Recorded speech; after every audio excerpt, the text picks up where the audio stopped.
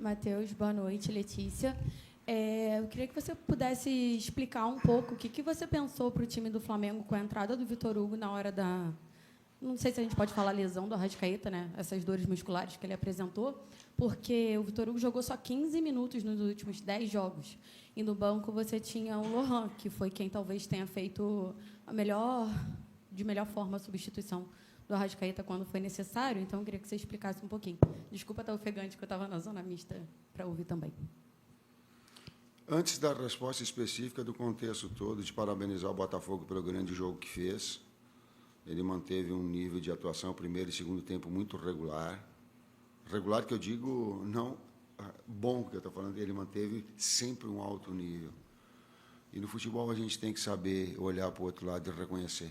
Mesmo tendo toda a dor da derrota, que ela é muito difícil, o Flamengo não pode perder com 4-1. Ele não pode tomar 4 gols. Nós temos consciência disso. Mas tem, ao mesmo lado, que considerar fatores importantes. E quando a gente pega situações específicas, é muito pontual e não é do meu perfil. Quando a equipe perde, ela perde no seu contexto, ela perde no seu conjunto. Se ele tivesse entrado bem, com bons resultados, daqui a pouco a pergunta seria a inversa. O conjunto todo nosso, ele não teve, e principalmente quando foi no segundo tempo, ele foi se desmanchando em termos físicos. Ele foi caindo, e a gente olhava e percebia isso. E a intensidade do Botafogo, ela permaneceu, porque ele tem a qualidade, a verticalidade, um time também de uma estrutura física, e com um dia a mais de recuperação. Nesse contexto todo, o jogo. Boa noite, Tite. Boa noite, Matheus. Sidão Marinho da Litoral News. Acho que a grande pergunta que fica numa comparação das duas equipes é se, de fato, o cansaço que o Flamengo vem apresentando é por conta do calendário. O Botafogo ele tem o mesmo calendário até agora, porque estava na Copa do Brasil e até jogou um pouco mais que o Flamengo na temporada e está voando fisicamente dentro do campo. Dá para trazer algo para o torcedor em relação a isso? Porque para o torcedor se perguntar, será que é o calendário mesmo ou é a parte física do Flamengo que não está sendo bem trabalhada e o time não rende em campo? Obrigado. Eu vou responder para ti, porque se tu colocar todo o Flamengo, toda a torcida do Flamengo, daqui a pouco tu está sendo um porta-voz de todo, e aí me parece que um pouco demais. Aí tu vai colocar da maioria, de novo vai estar, e eu vou pegar quantos milhões tem o Flamengo? De torcedor. Então vamos... Seguramente eu não tenho os 40 milhões que vão te falar aquilo que é. Então tá. Mas é esse todos, e para ti especificamente que está fazendo a pergunta, eu vou te responder. Os aspectos físicos, eles são levados em consideração, sim, mas é o conjunto todo. Inclusive o tático, mudar e estruturar a equipe, sim, ele é de um conjunto da obra, sim, que precisa melhorar ou que precisa recuperar, sim. É uma sequência também, não é só esse último jogo, né? Tu está falando de o 9º jogo, na sequência, tanto nós quanto o Botafogo. O Botafogo já não está na Copa do Brasil mais, né? Eles perderam. A gente seguiu, sim, jogou, mas ele jogou na quarta noite e nós jogamos quinta noite. A gente jogou quinta noite, acabou meia-noite e meia, a gente não teve a noite de sono. A gente aconteceu no início, saiu o Arrascaeta, não? O Luiz a gente tentou até o início do dia, a gente tentar trazer o Luiz. Então, quando a gente vem falando de cuidar da saúde dos atletas, da sequência, a gente perdeu 4 jogadores que a gente não sabe ainda no Arrascaeta nos últimos 2 jogos. Então, quando a gente fala, e eu falei isso antes da partida, então, quando a gente fala da sequência do calendário, quando a gente fala que a gente tem que cuidar da saúde dos atletas, isso aí está mostrando por quê. Não é só o jogo e a sequência que o Botafogo... Aí depois tu tem que analisar as trocas e o que o Botafogo fez em cada jogo. Ele não perdeu para o Juventude? Com o time misto? Então, é muito fácil tu chegar no pontual agora, falar o Botafogo correu mais que o Flamengo hoje... O Flamengo tem dificuldade, mas então olha o inteiro também, olha o todo. Fortaleza hoje... Só ouve agora, tu fizeste uma pergunta, seja educado e entenda o outro lado da contra-argumentação e democraticamente o torcedor veja. Sabe o que aconteceu? Mas ouça um pouquinho, seja educado. Tu fez a pergunta, eu estou te respondendo. Nós estamos... Sabe o que o Nico perguntou para mim, falou para mim? Desculpa, professor, eu não tinha... Eu digo, não tem que pedir desculpa, cara. Não tem de preocupe, se tu não tem condição, não vai. E vou repetir todas as situações que elas foram passadas antes de nós virmos desse jogo quando nós vencemos. Quantas pessoas do calendário têm colocado? Eu entendo a tua colocação. Eu entendo o torcedor, porque ele está chateado tanto quanto eu. Mas calma, cara. Discernimento para que a gente tenha. Para que tenha compreensão. Senão ela fica assim, ó, ganhou, olha que beleza. E futebol não é assim. E há, sim, a relação de saúde. Os atletas se entregaram pra caramba, cara. Nossa equipe, enquanto a gente pôde, a gente fez frente. Primeiro tempo a gente foi bem na partida. Depois as circunstâncias também vão causando, inclusive as trocas deles, as nossas trocas, a mudança tática que a gente tentou fazer. É um contexto inteiro. Eu só acho injusto vocês compararem um exemplo por causa de uma circunstância de um jogo com o calendário inteiro. Não é a gente que está falando, vários treinadores estão falando. E depois foi a mesma pergunta que eu fiz antes. Encontra qualquer competição nacional, qualquer calendário que alguém vai fazer 15 jogos em 42 dias. Qualquer lugar do mundo, que é sem intervalo. E aí pede desempenho dos atletas. Quarta e domingo sem lesão. Só encontra um e me mostra que funciona. Vou trazer mais um dado em cima da pergunta. Quando nós vencemos quarta-feira, eu coloquei isso, né? Então não é oportunista porque nós perdemos. Tá? Ouçam e vejam a entrevista do Carlos Ancelotti. Né? É GE que fez. Ele disse que está programando férias para os atletas em meio de temporada, porque o calendário ele é humanamente, ou ele é impossível. Então não é só, e não é desculpa. Nós estamos chateados, nós perdemos, não podia tomar 4, não quer, é um clássico, dói, estamos tristes, sim, não queríamos trazer para todos, tudo isso é verdade. Mas, gente, um pouquinho de bom senso para ti diretamente, um pouquinho de bom senso, cara. Mais uma aqui. Tite, Raiza Simplício, da Gol Brasil.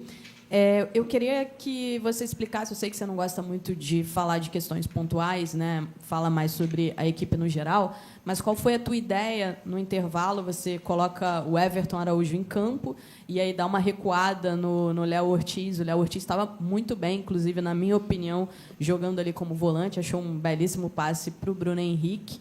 Eu queria que você explicasse qual foi a ideia ali.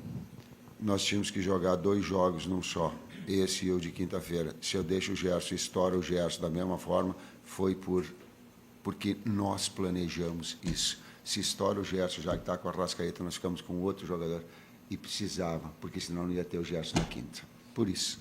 E quem tem que tomar a decisão é a gente, no intervalo, e não depois, quando deu 4-1 e ver o que aconteceu. Mesma coisa, se a gente tomasse a decisão e tivesse um resultado positivo, provavelmente a tônica seria diferente. Boa noite, Tite. Boa noite, Matheus. Vinícius, canal Vini Rubro Negro. A justificativa da saída do Gerson eu acho muito justa, realmente. Eu entendo esse fato. Mas eu queria que você explicasse a mudança tática que aconteceu naquele momento, porque boa parte do segundo tempo, a partir da entrada do Everton Araújo, o Léo Ortiz jogou mais recuado na zaga. Ele que estava jogando muito bem no meio-campo, acabou criando 2 chances de gol e também é um cara que defensivamente contribui muito. Eu queria que você explicasse também essa mudança tática. Ela teve nas 2, tanto no primeiro tempo quanto no segundo. E foi a mesma mudança tática que fez com que nós vencêssemos o Palmeiras de 2-1 no jogo conjugado de 200 minutos. Então, tu começa a utilizar em função da necessidade de dar saúde, não é... Como é que é? Não é poupar ninguém. Não é poupar ninguém. É de dar saúde, é ter o mínimo de saúde, mesmo correndo o risco de desempenho cair, como foi o caso, porque eu não queria tirar o Gerson, não ia tirar o Gerson. Assim como o Ayrton e o Fabrício. Porque eles vêm de quarta para cá, e aí a sobrecarga nessa sequência, tempo de recuperação, e aí tu perde para... Então, essas 4 substituições, elas foram planejadas lá em função de ter. E volto a dizer isso, hein? Nós estamos tristes, mas eu estou reconhecendo o grande jogo do Botafogo. Eu não quero deixar bem claro isso. Senão ela parece que o futebol só joga de um lado. Não, teve um conjunto todo. À esquerda aqui. Boa noite, professor Tite. Boa noite, Matheus. Queria perguntar sobre a questão do gol, né, tomado do Flamengo muito cedo hoje.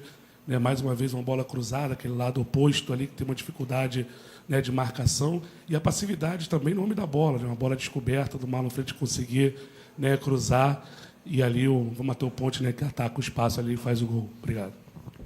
Foi desde o início, né, da jogada, não foi só o problema do cruzamento, ele desencadeou quando teve um salto de pressão e eles encontraram um passe por dentro.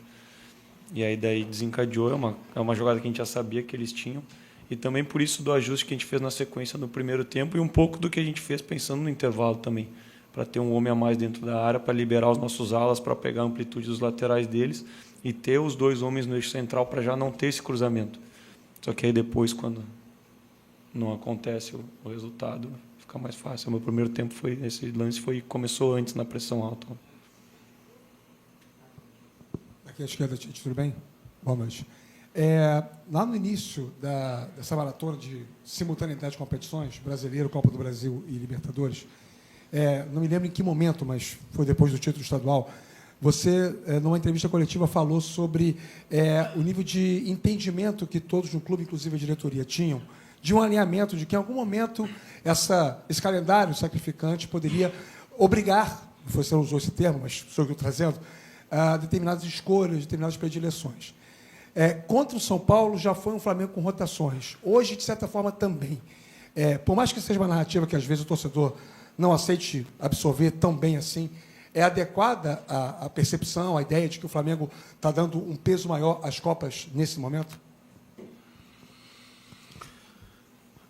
O fato, sim, mas da importância às Copas, não. Porque ele foi inevitável. Tu pegou o está correta a tua observação, eu concordo.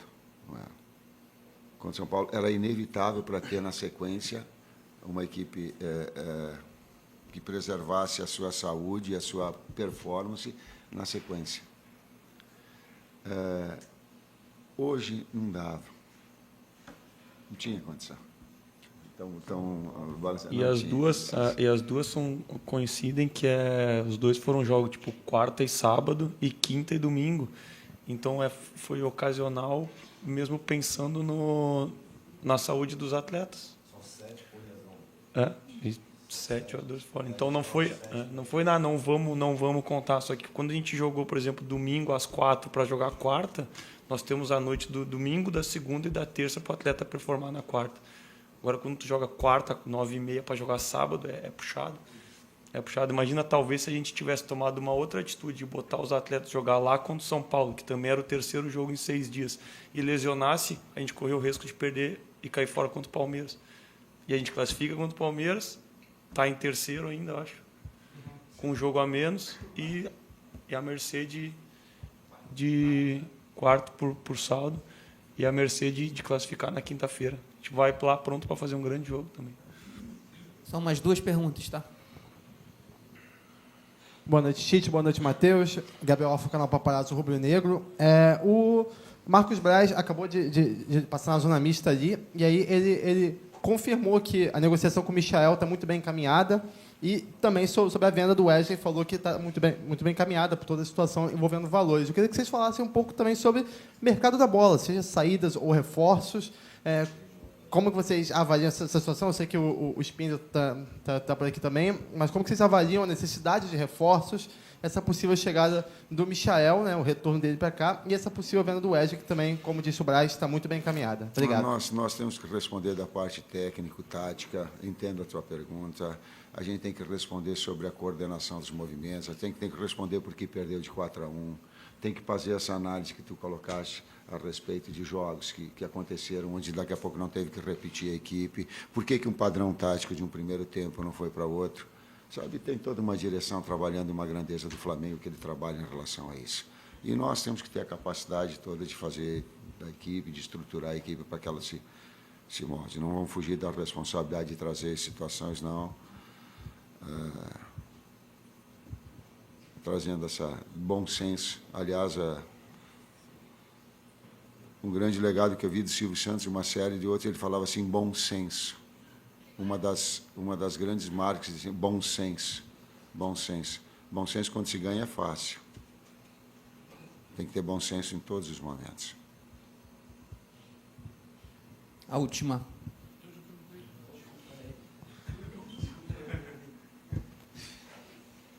Oi, Tite. Oi, Matheus. David Sharp, do Antenados na Jogada. Então, perfeito. Acho que vale a gente discutir aqui, né, tentar entender as suas escolhas, as escolhas de vocês no segundo tempo. E no momento que entrou o Varela na lateral esquerda, no lugar do Wesley, eu meio que percebi ali que o Flamengo ficaria desequilibrado. Não só porque o Wesley já estava sofrendo ali do lado direito, né? Inclusive o segundo gol do Botafogo foi em cima dele, com o Almada. O Wesley me pareceu um pouco perdido ali.